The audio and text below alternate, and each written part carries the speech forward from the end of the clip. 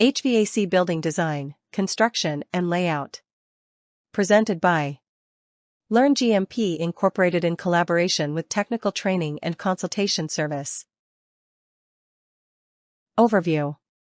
Effective building design and strategic planning of personnel, material, and equipment flow are critical to achieving and sustaining the intended levels of cleanliness and pressure differentials. When the facility layout or structural elements are poorly executed, even the most advanced HVAC system design will struggle to meet operational requirements and end-user expectations. Building layout. From an HVAC design perspective, it's advantageous to position similarly classified areas in close proximity to one another.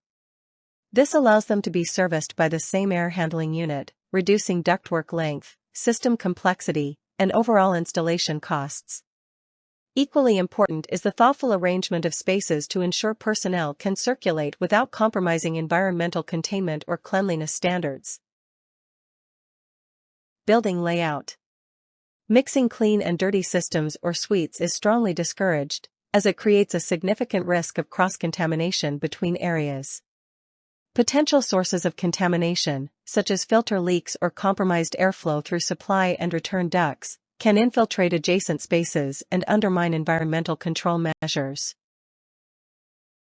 Sterile area zones. Sterile areas are typically segmented into 3 distinct subzones to maintain environmental control and minimize contamination risk. Main sterile zone, white zone. This is the core operational area where aseptic processing occurs under stringent cleanliness conditions. Cooling zone, also white zone, positioned adjacent to the main sterile zone. This area maintains equivalent cleanliness levels and provides temperature-controlled conditions necessary for specific manufacturing processes. Sterile area zones. Gowning sequence rooms. These consist of a graded transition through 3 change rooms. Black room, initial entry, lowest cleanliness level, used for initial disrobing. Gray room, intermediate, used for donning intermediate garments. White room, final stage, highest cleanliness level before entry into sterile zones. Sterile area flow.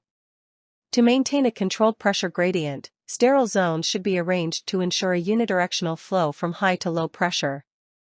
Locating the highest pressure room at one end of the layout and the lowest pressure room at the opposite end facilitates predictable airflow and simplifies system pressure balancing during HVAC design and operation.